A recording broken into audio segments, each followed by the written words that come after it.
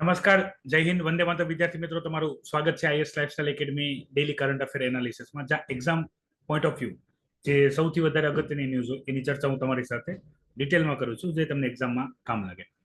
સાથે હું તમને જે પણ ટોપિકની આપણે ચર્ચા કરીએ છીએ એ ટોપિક કઈ રીતે પૂછાઈ શકે છે એની પણ હું તમારી સાથે સબ્જેક્ટ વાઇઝ ટોપિક વાઇઝ ચર્ચા કરું છું.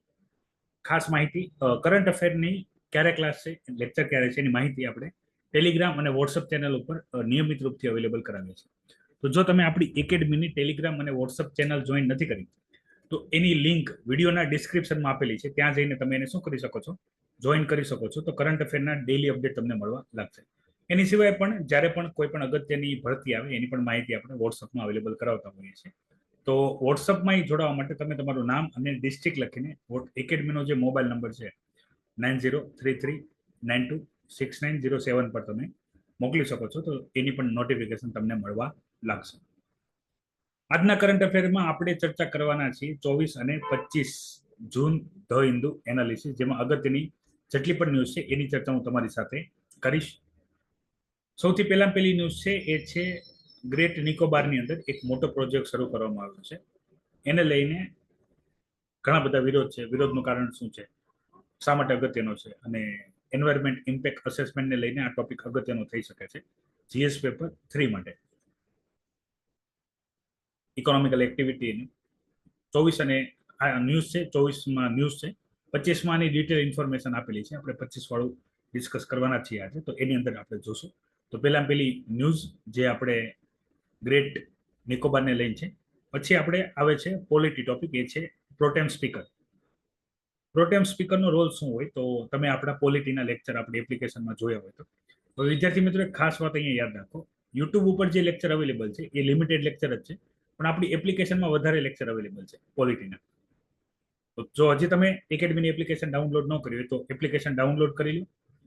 એપ્લિકેશન ડાઉનલોડ કરીને એમાં યુપીએસસી જીપીએસસી બેચ છે જે ફ્રી છે એ જોઈન કરો. એની અંદર પોલિટી સબ્જેક્ટની અંદર પાર્ટ 5 છે, પાર્ટ 6 છે, જે પણ પાર્ટ ઘણા બધા છે, પણ એમાં જે ફ્રી લેક્ચર અવેલેબલ હશે એ તમે જોઈ શકશો.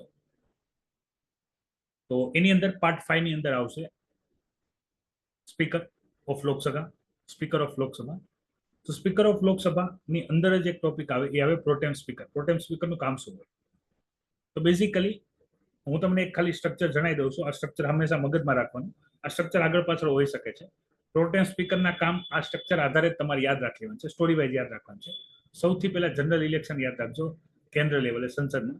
તો એ હશે લોકસભાના ઇલેક્શન જે હમણાં પૂરા થયા. લોકસભાના ઇલેક્શન પૂરા થયા બાદ જે પણ લોકસભાના સદસ્ય જીતે તો એને પાર્લામેન્ટની અંદર, લોકસભાની અંદર બેસવાનું. પણ લોકસભાની અંદર બેસવા પહેલા એને શપથ લેવી જરૂરી છે. શપથ, તો આ બધાને શપથ કોણ લેવડાવે છે, તો કાયદેસર આ બધાને શપથ લેવડાવે છે પ્રેસિડેન્ટ, રાષ્ટ્રપતિ. રાષ્ટ્રપતિ બધાને ઇન્ડિવિજ્યુઅલ શપથ નથી લેવડાવતા. રાષ્ટ્રપતિ શું કરે છે, તો રાષ્ટ્રપતિ જેટલા પણ સંસદ સભ્યો જીત્યા હોય એમાંથી સૌથી વરિષ્ઠ વ્યક્તિ હશે એને પ્રોટેમ સ્પીકર બનાવે. અથવા પ્રોટેમ સ્પીકરની એક ક્રાઇટેરિયા છે એવું હોય કે સૌથી વરિષ્ઠ મતલબમાં જે ઉંમરમાં મોટા હોય. ઓકે, અહીંયા બર્થ ડેટ આરે મતલબ છે. એક આપણે એક ક્રાઇટેરિયા આપણે જોશું પ્રમોશનમાં. જોબ પ્રમોશનની જ્યારે વાત કરશું ગવર્મેન્ટ સેક્ટરની અંદર, ત્યારે આપણે જોશું ડેટ ઓફ જોઈનિંગ. માની લો કોઈ એક વ્યક્તિ છે એની એજ 25 છે અને કોઈ એક વ્યક્તિ છે એની એજ 30 છે, તો આમાં વરિષ્ઠ 30 છે. પણ જોબની કન્ડિશનની અંદર વાત કરીએ, માનો 25 વર્ષનો વ્યક્તિ એનું જોઈનિંગ 2023માં થયું હતું અને જે 30 વર્ષનો છે એનું જોઈનિંગ 2024માં થયું હતું. અહીંયા વરિષ્ઠ ગણાશે જોબમાં. આ તો એ વસ્તુ કોન્સેપ્ટ નહીં, અહીંયા એજ વાળો કોન્સેપ્ટ છે કે સૌથી વરિષ્ઠ એજના જે વ્યક્તિ હોય એને શું બનાવવામાં, પ્રોટેમ સ્પીકર બનાવવામાં આવે. રાષ્ટ્રપતિ એને શપથ લેવડાવશે. પ્રોટેમ સ્પીકર જે હશે એ બધા સદસ્યોને શપથ લેવડાવશે. બધા સદસ્ય શપથ લઈ લે અને લોકસભામાં બેસી જાય પછી શરૂ થશે સ્પીકરનું ઇલેક્શન. સ્પીકરના ઇલેક્શનમાં એક હશે પક્ષ અથવા ગઠબંધન જે સત્તાધારી હોય, જે ગવર્મેન્ટ હોય, એ કોઈ વિપક્ષ જેને અપોઝિશન આપણે કહીશું, પક્ષના વિરોધી. તો બધા પોતાના એક કેન્ડિડેટને ઊભા રાખશે. અને બેઝિકલી પ્રોટેમ સ્પીકરનું કામ શું છે, તો એક તો શપથ લેવડાવી સંસદના બધા સભ્યોને. અને બીજું કે ભાઈ જે હવે આ ટેમ્પરરી કહેવાય, પ્રોટેમ સ્પીકર હોય ટેમ્પરરી સ્પીકર હોય. જેવા સ્પીકરનું ઇલેક્શન પતી જશે, જે પણ વ્યક્તિ જીતશે એ સ્પીકર બની જશે. તો આ ખાલી જ્યાં સુધી સ્પીકર ન બને ત્યાં સુધી જ હોય છે. તો એક હોય છે શપથ લેવડાવવું, બીજું હોય છે સ્પીકરનું ઇલેક્શન કરાવવું. સ્પીકર જે હોય એ ડેપ્યુટી સ્પીકરનું ઇલેક્શન કરાવી લે. તો આ ક્રમ થઈ ગયો, આ કામ થઈ ગયું. હવે આમાં વિરોધાભાસ શું છે? તો આ વખતે લોકસભામાં એવું થયું છે કે વરિષ્ઠાને સાઈડ કરીને જે એનડીએ ગઠબંધન છે એના એક વ્યક્તિને પ્રોટેમ સ્પીકર બનાવવામાં આવ્યું, જેમાં તમે જોયું હશે તે ન્યૂઝમાં કે અપોઝિશન જે છે એ બંધારણની કોપી લઈને વિરોધ કરી રહ્યા છે, નાની એવી કોપી, હેન્ડ કોપી લઈને. એનું કારણ આ છે વરિષ્ઠાને ધ્યાનમાં રાખ્યા વગર, મતલબ વરિષ્ઠા ધ્યાનમાં રાખવી એવું કમ્પલસરી નથી, એ બાબતનું અહીંયા વિરોધાભાસ છે. ભાઈ સૌથી વધારે એજ વાળો વ્યક્તિ એ પ્રોટેમ સ્પીકર બની ગયા. હાલાકી એનું કોઈ મહત્વ નથી અત્યારે, પણ એક ક્રમ છે કે ભાઈ રાષ્ટ્રપતિ બધાને શપથ ના લેવડાવે તો એ પ્રોટેમ સ્પીકરને શપથ લેવડાવી દે, પ્રોટેમ સ્પીકર બધાને શપથ લેવડાવે. પ્રોટેમ સ્પીકર જે હશે એ સ્પીકરના સીટ ઉપર બેસશે, ઇલેક્શન કરાવવા આવશે સ્પીકરનું. જેવું સ્પીકરનું ઇલેક્શન પતી જશે, સિમ્પલ મેજોરિટીથી ઇલેક્શન થાય, જે પણ કેન્ડિડેટ પક્ષ અને વિપક્ષ બંનેમાંથી એક કેન્ડિડેટ ઉભા રહે, જેને સૌથી વધારે મત મળે એ વિજેતા ગણાશે. તો અહીંયા સિમ્પલ મારે કંઈ કહેવાની જરૂર નથી, જે પક્ષ હશે જેની પાસે ઓલરેડી મેજોરિટી છે એના જ કેન્ડિડેટને એ વિજેતા બનાવશે. તો સૌથી ભરોસાપાત્ર જે વ્યક્તિ હશે સ્પીકર બનશે. આજે હું તમને જ્યારે આ માહિતી ડિસ્કસ કરી રહ્યો છું તો ઓમ બિરલાનું નામ પક્ષમાંથી જાહેર કરવામાં આવ્યું છે એઝ અ સ્પીકર. અને આ ટોપિક જૂનો છે, મતલબ પેલા પ્રોટેમ સ્પીકર આવે પછી સ્પીકર આવે, ત્યારે સ્પીકરનું નામ ઘોષિત નહોતું. તો ત્યારે ઓમ બિરલા જે છે ફરીથી સ્પીકર બનવાના છે, એનડીએના સૌથી ભરોસાપાત્ર વ્યક્તિ. તો આ વાત થઈ ગઈ પોલિટી થિયરી જીએસ પેપર 2 માટે. જીએસ પેપર 2 એમાં પાર્ટ 5 યુનિયન, યુનિયનની અંદર પાર્લામેન્ટ, યુનિયનની અંદર ઘણા બધા ટોપિક છે. એક તો યુનિયન એક્ઝિક્યુટિવ છે, પાર્લામેન્ટ છે, સુપ્રીમ કોર્ટ છે અને કાગ છે. આ બધા ટોપિક છે પાર્ટ 5 ની અંદર. એની અંદર જે પાર્લામેન્ટ છે એની અંદર સ્પીકર ઓફ લોકસભા અને એની સાથે પ્રોટેમ સ્પીકર.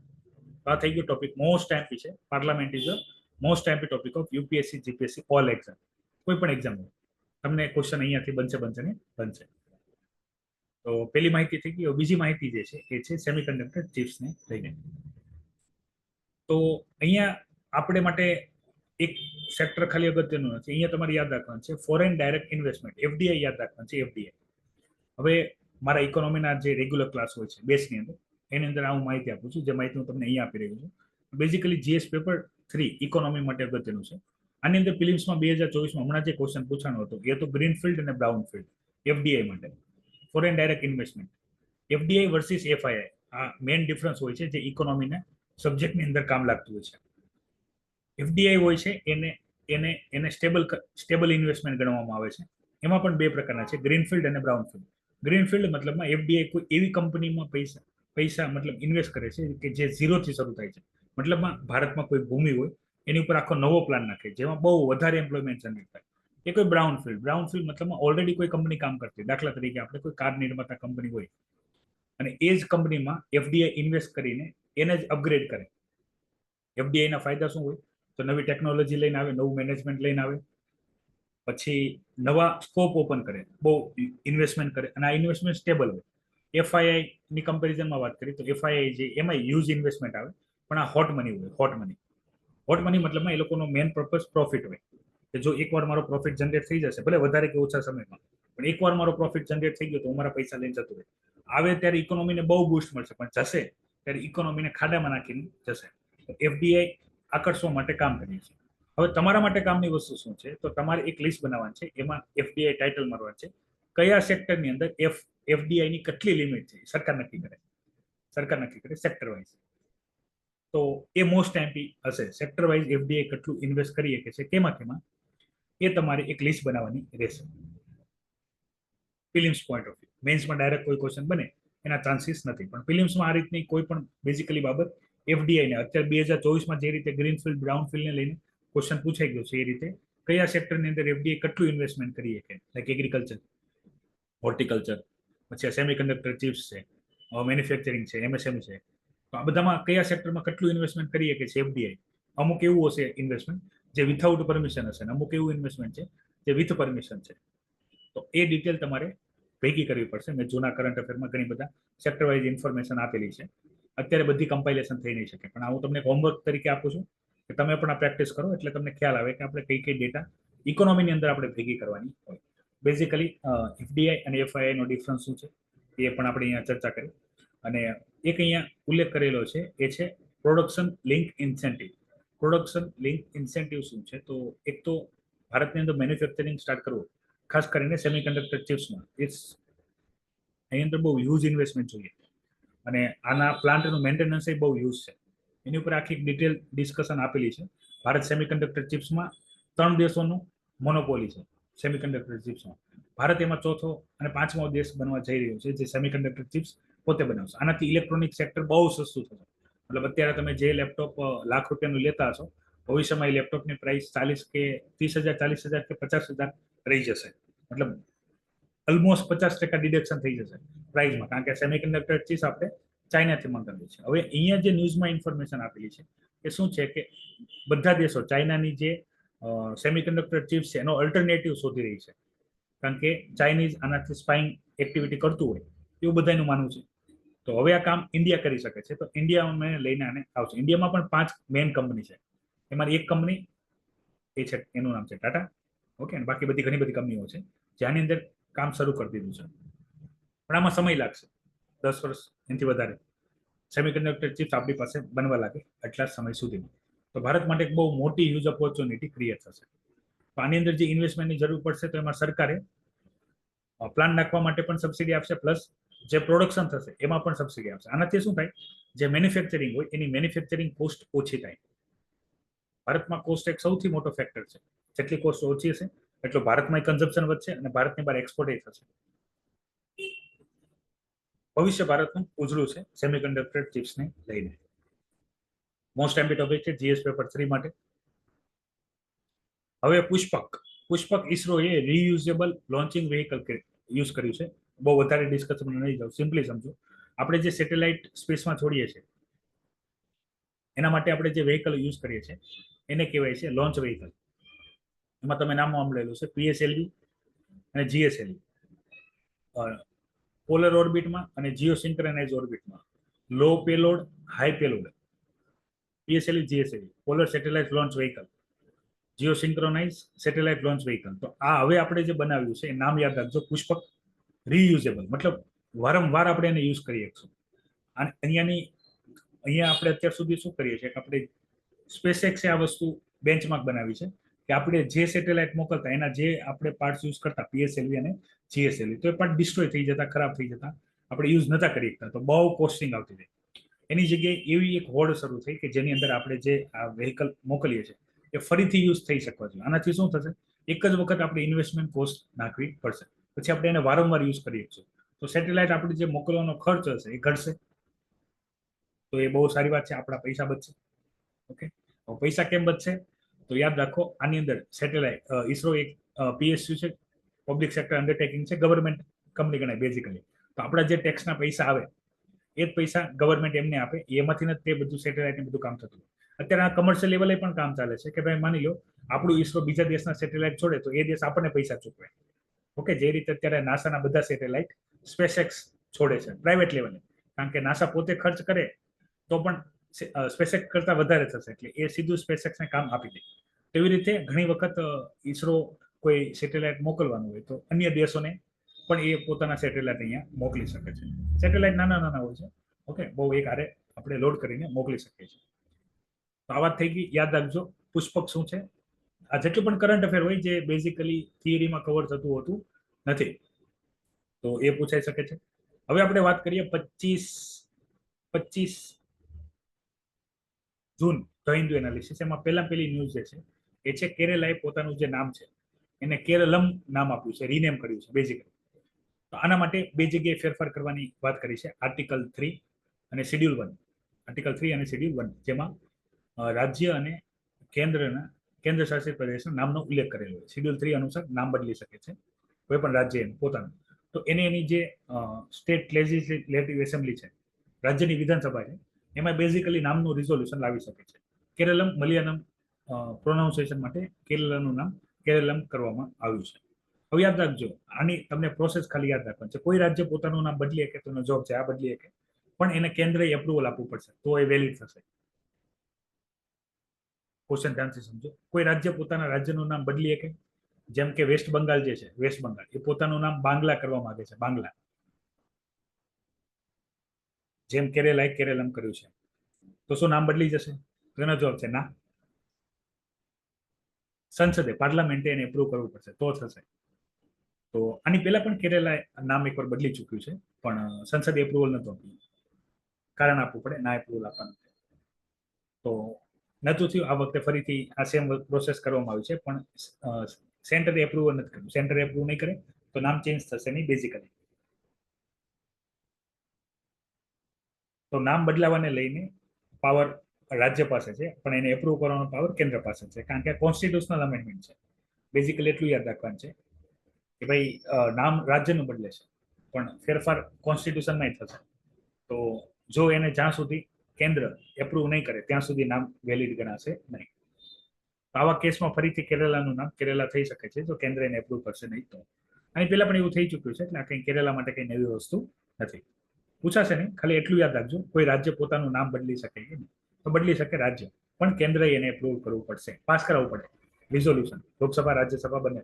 પછી હવે અહીંયા મોસ્ટ આઈએમપી ટોપિક જે છે એ છે Teesta river water dispute. Sheikh Hasina જે બાંગ્લાદેશ ના પ્રાઇમ મિનિસ્ટર ભારત આવેલા હતા, ભારત દોરા ઉપર, એમાં ચર્ચા થવાની હતી. બે મોટા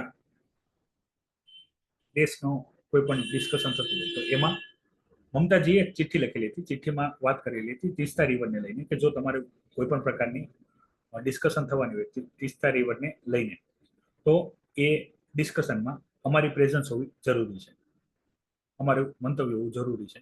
એના માટે ચિઠ્ઠી લખેલી હતી. હવે આ થઈ ગઈ ન્યૂઝ. હવે આપણા માટે કામની વસ્તુ શું છે સમજો. તીસ્તા રિવર, તીસ્તા રિવર અગત્યનું શું છે આપણા માટે.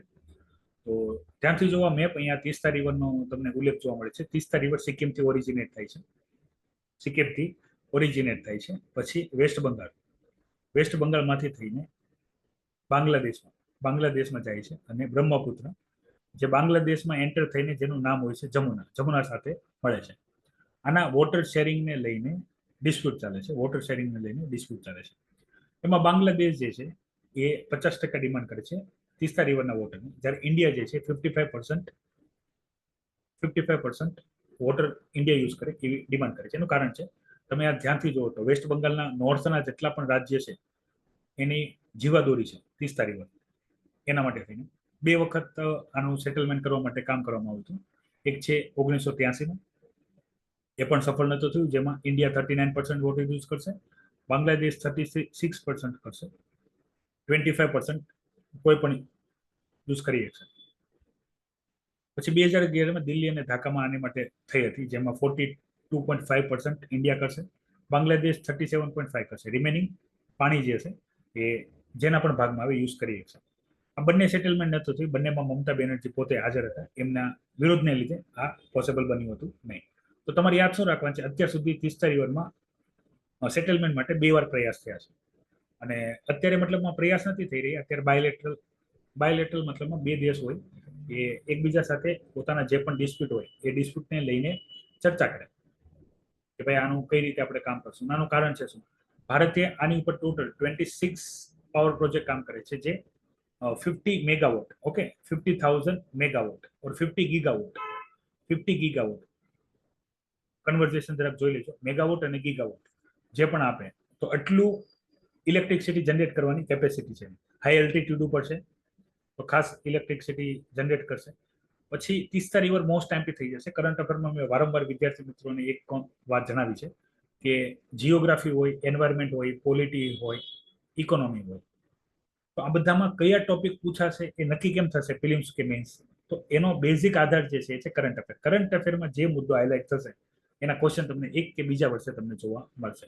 તો ઘણી બધી નદી છે ભારતમાં. ભારતનું રિવર સિસ્ટમ મોસ્ટ ટાઈમપી ટોપિક છે જીઓગ્રાફીમાં. એમાં પણ upper north India river system, Ganga, Brahmaputra, Sindhu river તંત્ર મોસ્ટ ટાઈમપી.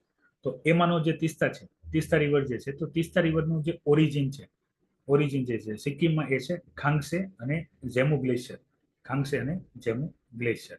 પછી મેજર ટ્રિબ્યુટરી જે છે રંગીત અને દાર્જિલિંગની અંદર તીસ્તા બજારમાંથી જે પસાર થાય છે. યાદ રાખજો, તીસ્તા રિવરનો આખો આપણે લઈએ તો 80 to 83% જે તીસ્તા રિવર છે એ ઇન્ડિયામાંથી વહે છે, અને રિમેનિંગ 80-70% જ તે રિવર જે છે, મતલબ એટલો ભાગ જ જે છે એ છે બાંગ્લાદેશમાં. છતાં બાંગ્લાદેશ 50% એનું પાણી માગે છે, જે આમ યોગ્ય તો નથી. પણ વોટર ડિસ્પ્યુટને લઈને આપણે એક પાકિસ્તાન સાથે જે વોટર ડિસ્પ્યુટ જે છે એ છે સિંધુ રિવર.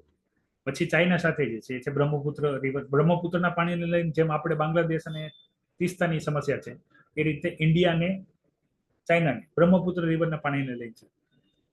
પણ એમાં ઊંધું છે, બ્રહ્મપુત્ર 70% ચાઇનામાં છે, પણ એનો more than 70% water India use કરે છે. એ ટાઈપ ચાઇના એનો સૌથી મોટો ડેમ એ બ્રહ્મપુત્ર રિવર ઉપર બનાવેલો છે. તો આ ન્યૂઝ આ વખતે મતલબમાં આટલા દિવસનું એક સાથે બધી ન્યૂઝ એક સાથે આવી ગઈ છે, તો તમને મજા આવશે. ઘણી બધી ન્યૂઝ કવર થશે. POCSO case. હવે આની અંદર ખાલી જજમેન્ટ યાદ રાખજો, તમારી જાણકારી માટે છે. પોક્સો કોના માટે હોય છે? તો જે એડલ્ટ નથી મતલબમાં જેના 18 વર્ષથી ઓછી ઉંમરની જે દીકરીઓ હોય છે, એના ઉપર કોઈ પણ પ્રકારના શારીરિક હડપલા કે અટેમ્પ્ટ ટુ રેપ થશે તો એ પોક્સો એક્ટની અંદર આવશે. Protection of child from sexual offence act, POCSO act. તો બેઝિકલી કેરેલા હાઈકોર્ટની અંદર આ કેસ ગયો હતો. કેરેલા હાઈકોર્ટની અંદર અહીં એક ટીચર હતા જેને એની છાત્રા સાથે ગેરવર્તણૂક કરી હતી. પણ જ્યાં સુધી આ કેસ હાઈકોર્ટમાં પહોંચે ત્યાં સુધીમાં આ ટીચર્સ અને સ્ટુડન્ટ વચ્ચે સેટલમેન્ટ થઈ ગયું હતું. તો જે ટીચરના બેઝિકલી જે વકીલ હોય એને એવું કીધું કે ભાઈ હવે અમારે સેટલમેન્ટ થઈ ગયું છે, તમારે આની પર કોઈ પણ જજમેન્ટ આપવાની જરૂર નથી. તો કેરેલા હાઈકોર્ટે શું કીધું કે ભાઈ આ એક પ્રકારનો એવો કેસ છે કે જેની અંદર બે પાર્ટી વચ્ચેનો ડિસ્પ્યુટ નથી, બરાબર. આ એક ક્રિમિનલ પ્રકારના કેસ ગણાશે, જેની અંદર તમે અંદરો અંદર સેટલમેન્ટ કરી લેશો એ ચાલશે નહીં.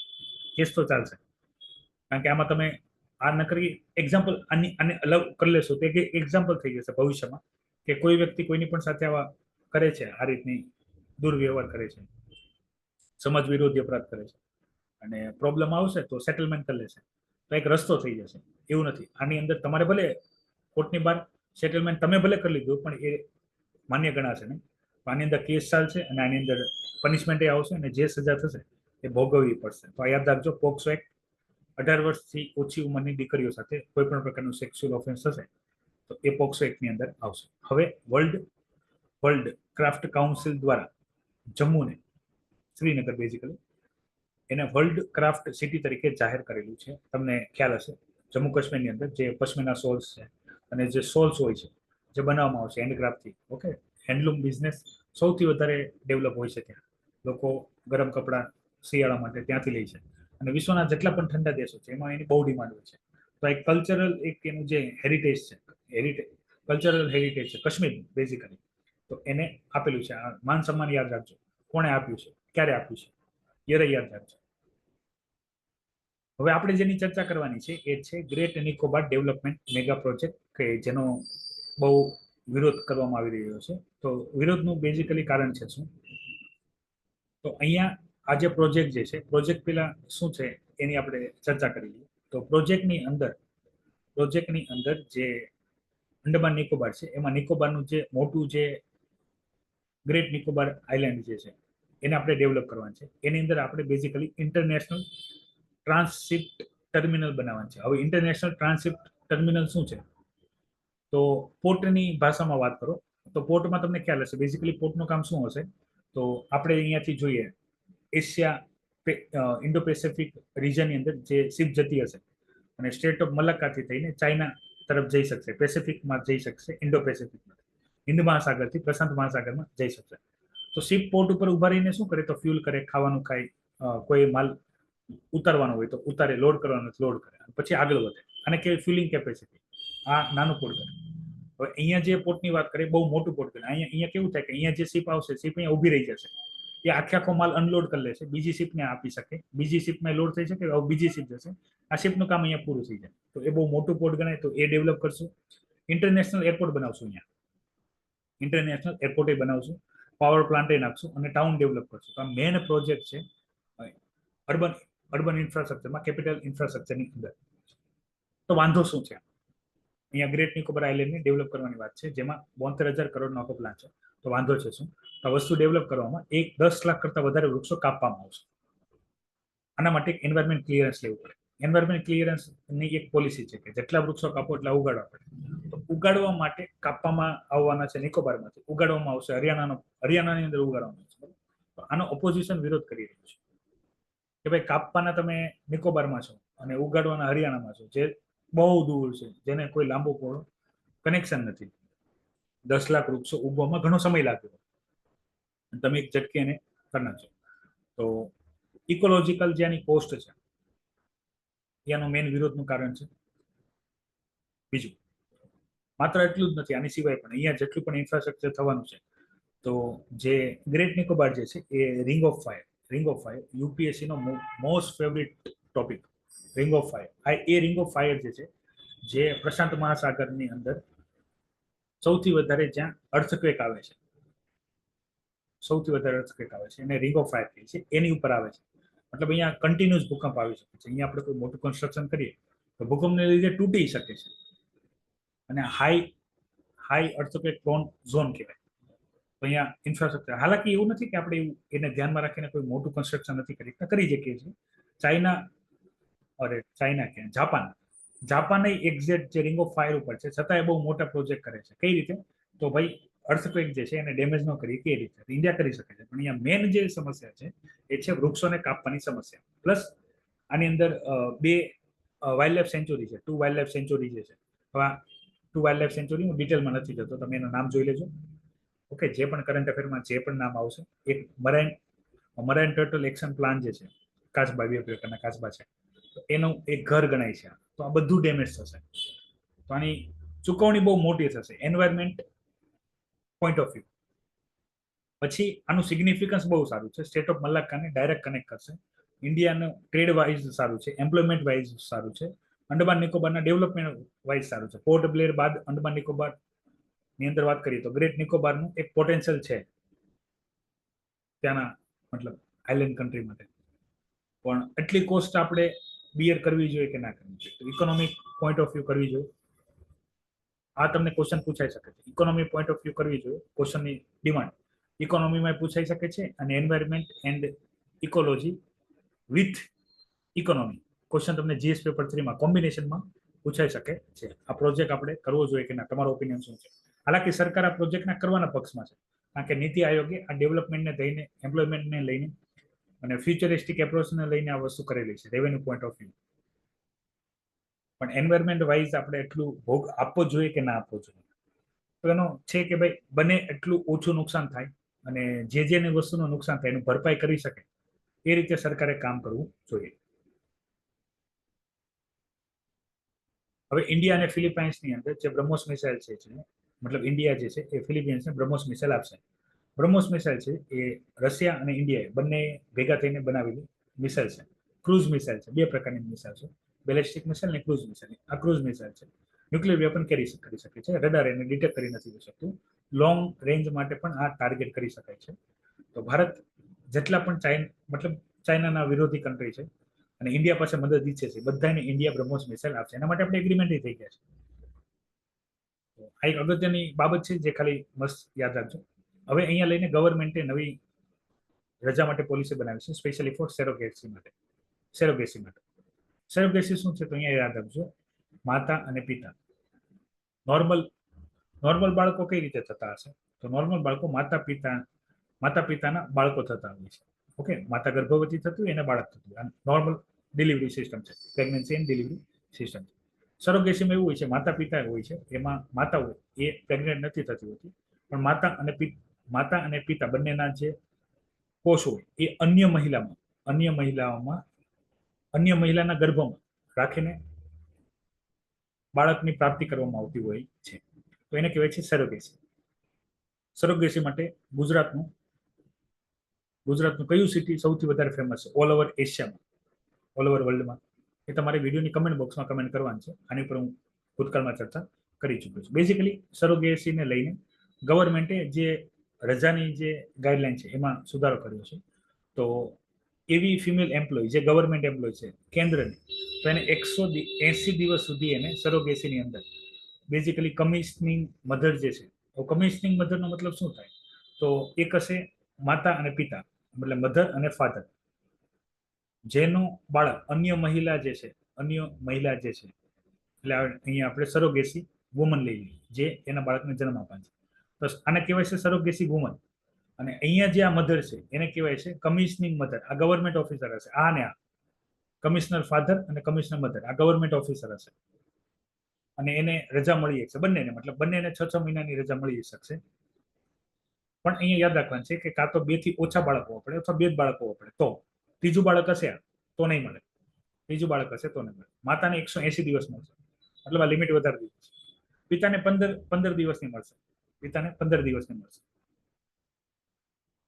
પિતામાં અહીંયા એવું હશે કે ભાઈ જે ફાધર હશે એની મતલબ વાઇફ નહીં હોય અને કેન્દ્રના સરકારી અધિકારી હશે, એટલે સરોગેસીથી બાળકને જન્મ આપી શકે છે. તો એને 15 દિવસની લીવ મળશે, એને કહેવાય પેટર્નિટી લીવ. અને મધરને મળશે એને કહેવાય છે મેટર્નિટી લીવ. Maternity leave. પછી 730 દિવસ સુધી પણ અન્ય રજા લઈ શકશે પિતા. માતાને તો જલસા છે. અને પિતા કેટલી લઈ શકે છે? તો 15 લીવ લઈ શકે છે. અપડેટ થયા છે નવા. 6 મહિનાની અંદર 15 લીવ લઈ શકે છે પિતા, મતલબ આ કમિશનિંગ ફાધર. આ બધી ટર્મ યાદ રાખજો, આ બધી ફિલિમ્સ માટે અગત્યની છે. સરોગેસી ની અંદર સમસ્યા શું છે એને લઈને પણ ક્વેશ્ચન આવી શકે છે. મેં તમને કીધું એ રીતે 24 અને 25 જૂનની અંદર ઘણા બધા અગત્યના ટોપિક એક આરે આવી ગયા છે. ધેટ્સ વાય ટોપિક થોડો લાંબો થઈ રહ્યો છે, પણ હું પણ જેટલું જરૂરી છે એટલી ચર્ચા તમને કરું છું. કોઈ પણ વસ્તુ ના સમજાય તો કમેન્ટ કરજો, તો નેક્સ્ટ આપણે જ્યારે એનાલિસિસ કરશું એની અંદર એની ચર્ચા વધારે કરશું. કરંટ એકાઉન્ટ આપણું સરપ્લસ જોવા મળ્યું છે બહુ સમય બાદ. 2 પ્રકારના એકાઉન્ટ, એક હોય કેપિટલ અને એક હોય કરંટ. બેઝિકલી કેપિટલ એકાઉન્ટની અંદર ગુડ્સ અને સર્વિસના ઇમ્પોર્ટ એક્સપોર્ટના ટ્રાન્ઝેક્શન હોય, યુનિલેટરલ ટ્રાન્ઝેક્શન હોય. અને કરંટ એકાઉન્ટની અંદર જે અગત્યનું આપણું પ્રોફિટ હોય, ઓકે, એ કરંટ એકાઉન્ટની અંદર સામેલ હોય છે. તો કરંટ એકાઉન્ટ સરપ્લસ થયું છે, એનું કારણ છે શું? તો ઓલ ઓવર રિસેશન ચાલે છે, તો આપણું જે ઇમ્પોર્ટ એક્સપોર્ટ છે એને પણ ઇફેક્ટ પડી છે, તો એ ઓછું થયું છે. બીજું, સર્વિસ સેક્ટરમાં આપણે બહુ વધારે એક્સપોર્ટ કરી છે સર્વિસની, તો એના પૈસા બહુ વધારે આવેલા છે. તો એના લીધે આપણું જે કરંટ એકાઉન્ટ છે સરપ્લસ છે. આપણા માટે પોઝિટિવ ગણાય. ધીરે ધીરે કંઈક તો ફેરફાર થાય છે, પણ એ વધારે પોઝિટિવ ત્યારે ગણાય જ્યારે સસ્ટેનેબલ હોય. સસ્ટેનેબલ મતલબમાં સ્થિર હોય. આ તો કેવું થયું, મેક્સિમમ સમય આપણું ડેફિસિટ જ હોય ઓલમોસ્ટ દરેક વર્ષે. તમે છેલ્લા 3-4 વર્ષ જોશો તો ડેફિસિટ જ હોય છે. ક્વાર્ટર વાઇઝ રિઝલ્ટ છે. છેલ્લા 3 ક્વાર્ટર જોશો તો એ ડેફિસિટ હશે, એક ક્વાર્ટરમાં ખાલી સરપ્લસ. એનું કારણ મેં તમને જણાવી દીધું છે. તો આ વસ્તુ હંમેશા સરપ્લસ રહે અથવા મેક્સ ટુ મેક્સ સરપ્લસ રહે એવું આપણે પ્રયાસ કરવા જોઈએ. તેના માટે ઘણા બધા મહેનત કરવા વાળા લોકો મહેનત કરી રહ્યા છે, પણ આપણને એમાં સફળતા મળતી નથી. તો વિદ્યાર્થી મિત્રો, આ હતું 25 અને 24 જૂન ધ હિન્દુ એનાલિસિસ. આશા રાખું છું જેટલી પણ ઇન્ફોર્મેશન મેં તમને આપી તમને બહુ ઉપયોગી થશે. અને હજી તમે જો ટેલિગ્રામ અને વોટ્સઅપ ચેનલ જોઈન ના કરી તો એ કરી લેજો, જેમાં કરંટ અફેર અને અન્ય ઘણી બધી ઇન્ફોર્મેશન જે હું તમારી સાથે શેર કરતો હોઉં એની બધી તમને માહિતી મળવા લાગશે. માહિતી ગમી તો અવશ્ય લાઈક કરજો. અન્ય તમારા વિદ્યાર્થી મિત્રો તૈયારી કરતા હોય તો એની સાથે આ માહિતીને શેર કરજો, તો એને પણ ઉપયોગી થઈ શકે. આજના માટે એટલી જ ઇન્ફોર્મેશન છે. નવી માહિતી સાથે હું તમારા સમક્ષ ફરીથી હાજર થઈ. ત્યાં સુધી મને રજા આપો. જય હિન્દ, વંદે માતરમ.